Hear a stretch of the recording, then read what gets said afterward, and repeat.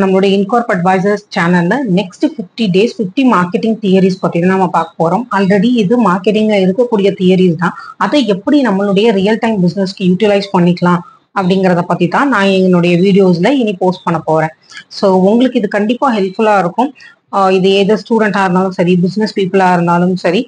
If you want to know more details about marketing and how the theory works in the real time, please do subscribe to my channel and please do support incorpadvisor.com. Day 1 நம்ம பார்க்க போற theory என்னன்னு பாத்தீங்கன்னா diffusion of innovation. இது இஎம் Roger அப்படிங்கிறவரால 1962ல கண்டுபிடிக்கப்பட்ட theory தான். So இதுல என்ன சொல்ல வராங்க அப்படின்னா, எந்த ரேட், அதாவது ஒரு இனோவேஷன், ஒரு ப்ராடக்டோ ஒரு இனோவேஷனோ இல்ல ஒரு சர்வீஸோ நீங்க மார்க்கெட்டுக்கு கொண்டுட்டு வரீங்க அப்படின்னா எப்படி அதை மக்கள் வந்து அடாப்ட் பண்ணிக்கிறாங்க, அந்த சோசியல் சிஸ்டம் வந்து எந்த ரேட்ல வந்து அதை அடாப்ட் பண்றாங்க, எவ்வளவு டைம் கன்சியூம் பண்றாங்க, அதுக்கு என்னென்ன ஃபேக்டர்ஸ்லாம் இன்ஃப்ளூயன்ஸ் ஆகுது அப்படிங்கிறத பத்தின டீட்டெயிலா சொல்லக்கூடிய தியரி தான் இந்த டிஃப்யூஷன் ஆஃப் இனோவேஷன் அப்படிங்கிற தியரி. நீங்க உங்க பிசினஸ்ல எப்படி யூட்டிலைஸ் பண்ணலாம் அப்படின்னு பாத்தீங்கன்னா, இதுல இன்ஃப்ளூயன்ஸ் ஆகிற ஃபேக்டர்ஸ் நீங்க உங்க பிசினஸ்ல நீங்க அண்டர்ஸ்டாண்ட் பண்ணிக்கிறது மூலமா நீங்க மார்க்கெட் ஸ்ட்ராட்டஜி ஃபார்முலேட் பண்ணலாம். அண்ட் மோர் ஓவர் நீங்க ப்ராடக்ட் டெவலப்மெண்ட் ஸ்டேஜ்ல இருக்கீங்க அப்படின்னா டெஃபினட்டா இந்த ஃபேக்டர்ஸை நீங்க ஸ்டடி பண்ணியே ஆகணும். ஸோ உங்க ப்ராடக்ட் டெவலப்மெண்ட்டுக்கு இது கண்டிப்பா ஹெல்ப்ஃபுல்லா இருக்கும். And more over competitive advantage, உங்களுடைய காம்படிட்டர்ஸை விட நீங்க எந்த அளவுக்கு நீங்க என்ன மாதிரியான விஷயங்களை உங்களை நீங்க இம்ப்ரூவ் பண்ணிக்கணும் அப்படிங்கிறதையும் இந்த தியரி உங்களுக்கு அண்டர்ஸ்டாண்ட் பண்ணிக்கிறதுக்கு ஹெல்ப்ஃபுல்லா இருக்கும். So let's get into the theory. இந்த டிஃப்யூஷன் ஆஃப் இனோவேஷன்ல அவங்க ஃபர்ஸ்ட் என்ன சொல்ல வராங்க அப்படின்னா, there are 5 factors influencing the adoption rate அப்படின்னு சொல்ல வராங்க, which is innovation of characteristics. Innovation, அந்த இனோவேஷனோட கேரக்டரிஸ்டிக்ஸ், நீங்க ஒரு பொருளோ இல்ல ஒரு சர்வீஸோ இல்ல ஒரு ஐடியாவோ நீங்க மார்க்கெட்டுக்கு கொண்டுட்டு வரீங்கன்னா அதனுடைய கேரக்டரிஸ்டிக்ஸை பேஸ் பண்ணியும் அந்த மக்களுடைய அடாப்ஷன் ரேட் சேஞ்ச் ஆகும் அப்படின்னு சொல்றாங்க. ஃபார் எக்ஸாம்பிள், அந்த கேரக்டரிஸ்டிக்ஸ் அப்படிங்கறத அவங்க என்ன மென்ஷன் பண்றாங்கன்னா, எவ்வளவு ஈஸி டு யூஸ், அவங்க எவ்வளவு ஈஸியா அதை அடாப்ட் பண்ணிக்க முடியுது அப்படிங்கறது தான் ஈஸி டு யூஸ் அப்படிங்கறத சொல்றாங்க. அண்ட் மோர் ஓவர் அவங்களுக்கு எவ்வளவு கம்ஃபர்டபுளா இருக்கு.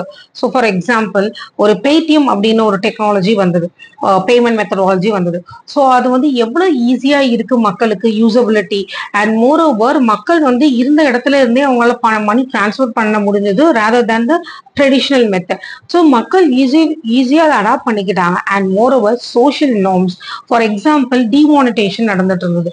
ஸோ அந்த டைம்ல மக்கள் வந்து பணத்தை வந்து டிரான்ஸ்ஃபர் பண்றதுக்கு இது ரொம்பவே ஹெல்ப்ஃபுல்லா இருந்தது through digital mode. Next factor influencing the diffusion of innovation அப்படின்னு பாத்தீங்கன்னா communication.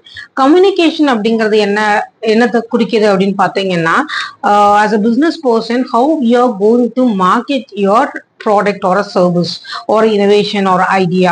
So that is very important.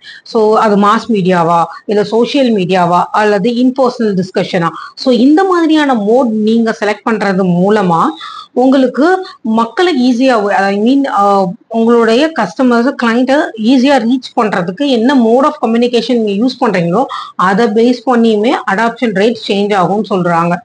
நீங்க பண்றக்கூடிய ப்ராடக்ட் வந்து சோசியல் மீடியா யூஸ் பண்ணாதவங்களுக்கே இல்லை அப்படிங்கிற பட்சத்துல நீங்க சோசியல் மீடியாலேயே மார்க்கெட்டிங் பண்ணிட்டு இருந்தீங்கன்னா there is no use for that.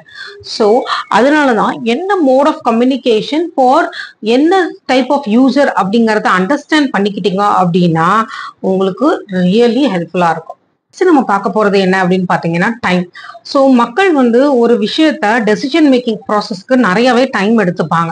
So அதுல அவங்களுடைய நாலேஜ், அந்த ப்ராடக்ட் இல்ல சர்வீஸ் ஒரு அந்த நீங்க கொடுக்குற ஐடியாவை பத்தின கம்ப்ளீட் நாலேஜ் வேணும். அண்ட் ரெக்கமெண்டேஷன், மேபி அந்த வேர்ட் ஆஃப் மவுத் மூலமா வரக்கூடிய ரெக்கமெண்டேஷனா இருக்கலாம். அதை பேஸ் பண்ணி அவங்க டெசிஷன் எடுப்பாங்க. டெசிஷன் எடுத்ததுக்கு அப்புறம் தான் they will start using it. So நீங்க என்ன மாதிரியான கம்யூனிகேஷன் மெத்தட்ஸ் யூஸ் பண்றீங்க, அது எவ்வளவு தூரத்துல ஈஸியா உங்களுடைய கஸ்டமர்ஸை ரீச் பண்ண முடியும் அப்படிங்கறத பேஸ் பண்ணியுமே அந்த பர்டிகுலர் ஐடியா ஒரு இனோவேஷனை அடாப்ட் பண்ற டைம் லைன் சேஞ்ச் ஆகும்.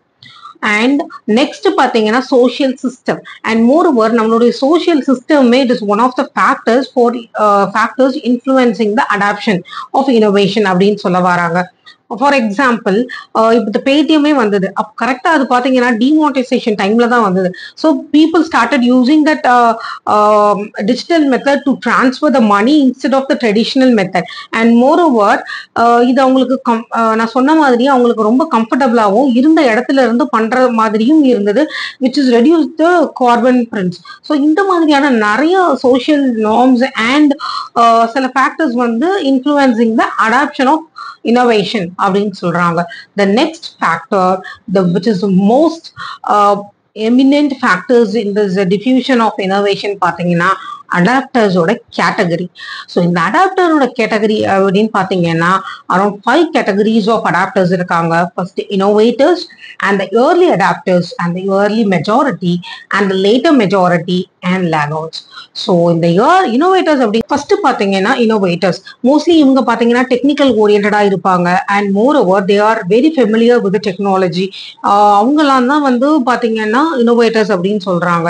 ஸோ அவங்க வந்து மோஸ்ட்லி இந்த மாதிரியான பீப்புள் வந்து அர்பன் ஏரியால இருந்து இருக்கிறதுக்கு நிறைய பாசிபிலிட்டிஸ் இருக்கு. And more over willing to experiment. சில பேர் வந்து சில ப்ராடக்ட்ஸ் வந்து மார்க்கெட்டுக்கு புதுசாக தான் வந்திருக்கும், but they are ready to experiment that product. Those all comes under the innovators. Early adopters அப்படின்னு பார்த்தீங்கன்னா த இன்ஃப்ளூயன்ஷியல் இண்டிவிஜுவல்ஸ் அப்படின்னு சொல்லுவாங்க. ஸோ ஒரு ப்ராடக்டோடைய ஆடோ இல்லை சர்வீஸோட ஆடோ இல்லை இனோவேஷன்ஸ் ஒரு ஐடியாவோட ஆடோ பார்த்து they get influence and they try to use that product ஒரு சர்வீஸ். அவங்கள தான் ஏர்லி அடாப்டர்ஸ் அப்படின்னு சொல்றாங்க. Early majority middle class consumers who started using அப்படிங்கிறது, அதாவது ஒரு ட்ரஸ்ட் மூலமா அண்ட் மோர் ஓவர் மக்கள் அதிகமாக யூஸ் பண்ணதுக்கு அப்புறம் இவங்க வந்து they will started using it. So அவங்க தான் ஏர்லி மெஜாரிட்டி அப்படின்னு சொல்றாங்க. லேட்டர் மெஜாரிட்டி அப்படின்னு பார்த்தீங்கன்னா இவங்க வந்து ஈஸி டு அடாப்ட் கிடையாது, பட் ஆனால் நிறைய பேர் யூஸ் பண்ண ஆரம்பிச்சிட்டாங்கன்னா they will also start adapting to that. அவங்க தான் லேட் மெஜாரிட்டி அப்படின்னு சொல்றாங்க. there are people who are resistant to adapt.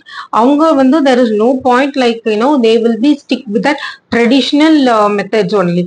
So still the people இப்போ பேடிஎம் யூஸ் பண்ணாம online digital methods for payment transaction use பண்ணாம still they go with only the traditional பேங்க்கு போய் payment பண்ற நிறைய மக்கள் இன்னும் இருக்கத்தான் செய்யறாங்க.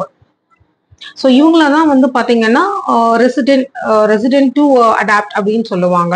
ஐ மீன் ரெசிஸ்டன்ஸ் டு அடாப்ட் அப்படின்னு சொல்லுவாங்க.